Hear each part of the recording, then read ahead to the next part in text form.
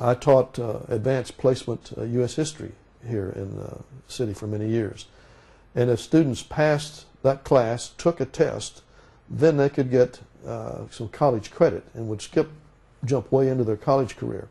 Very few students did that. Very few students enrolled in that. I bet if I had more than 5 kids who stayed the whole year, that was a large class. But the district said if you didn't have 10 kids, they tended to close the class off.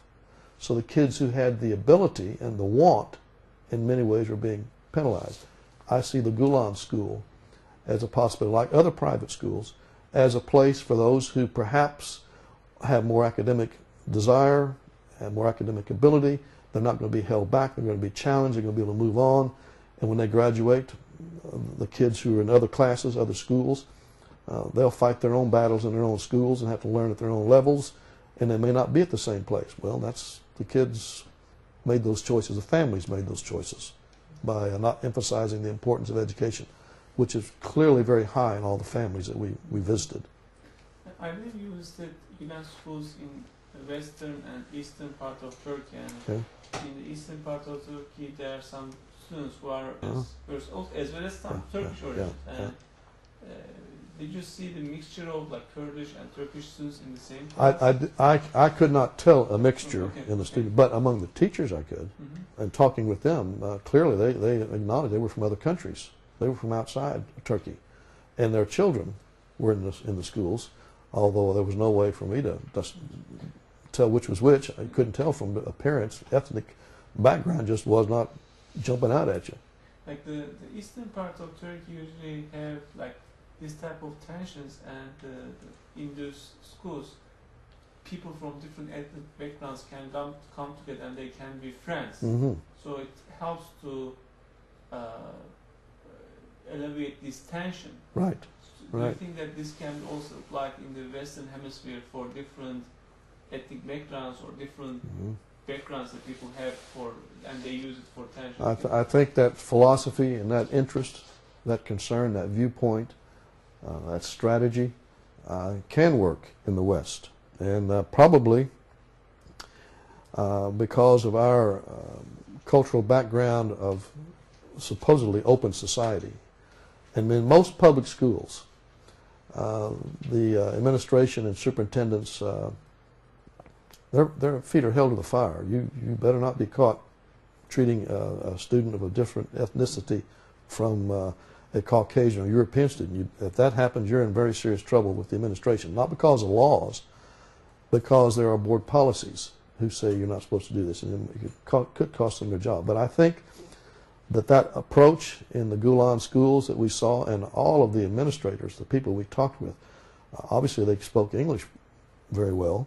They were able to communicate very well. They recognized cities and towns here in the United States that they had been in, and it was a very positive thing. And I think those same type of things can fit in Western society and here in the United States. And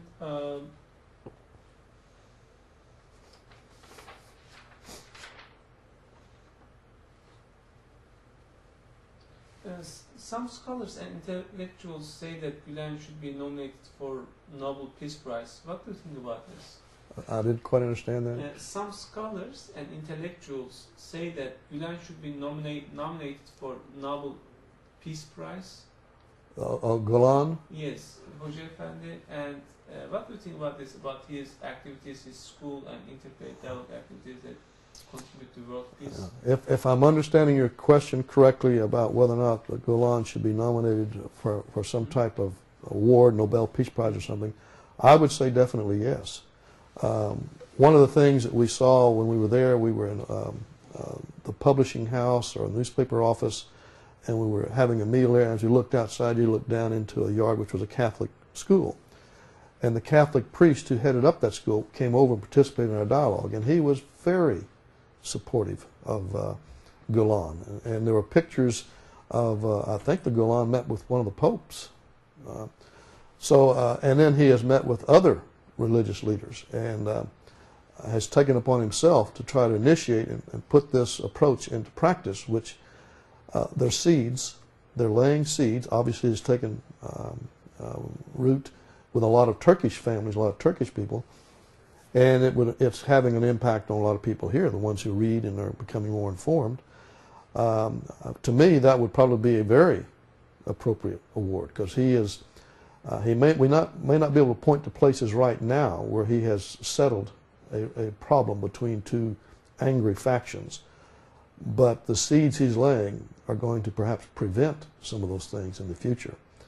But just to see the broad spectrum of respect from various religious faiths or comments about Gulen would seem to me like he's made an impression that I don't know very many people you could point to that have done that.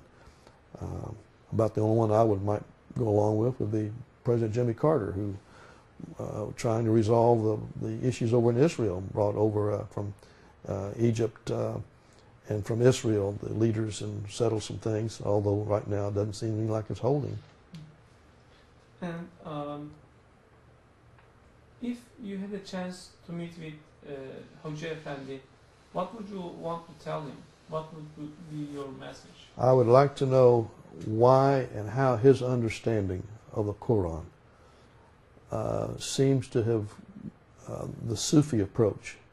Was it his family? Was it some teachers?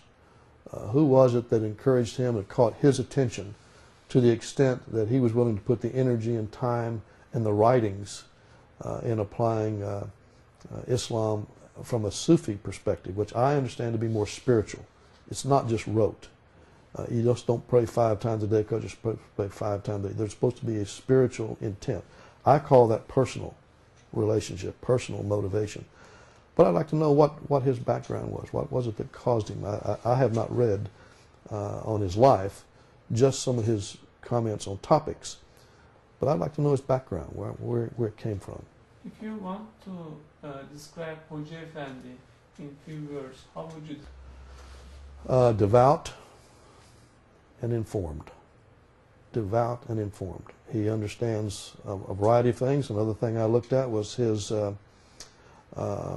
attitude towards science and knowledge. And he has a background and understanding of a variety of scientific bits and pieces of information. So I say clearly he was a devout, sincere person who was informed on a wide spectrum of issues and topics. One of the things that I really appreciated, I don't remember where this was Urfa or where it was, but there was a place where you walked up to the top of a fortress. And it was a long walk, and it was a hard walk. And I do a lot of walking, but I was still out of breath going up that steep incline. We got up there, and we were going to come down. We were going to come down through a cave, but the lights were off.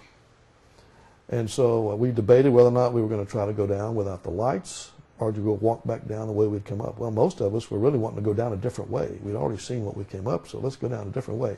So it was concluded we will use something like little flashlights or something to hold hands and walk our way down the cave. Well, we got down there, and something about the lights. There were people coming up from downstairs who were not in our group. And lo and behold, we had to have some assistance to get on out. And it turned out to be a little Turkish boy. He wasn't with anybody else. He had come up from the bottom, and he saw our need, and so whoever was up front, he was going to lead them down, the rest of us, and they kept turning the lights back so we'd see where there were curves and things. And on the outside, when I took his picture, I said, I want to picture you as our person that took us out of that cave. And he stood there and went like this. So I gave him a salute back. And that was once again, to me, that was showing, again, the friendliness, the openness. I don't know, I didn't see whether he spoke English or not, but he didn't necessarily have to go back up in that dark cave and lead the 15, 20 people out of a cave. But he did, and then he was just very friendly about it, very respectful about it. So I thought that was a very concluding experience for that castle visit. Thank you very much. All right, very good.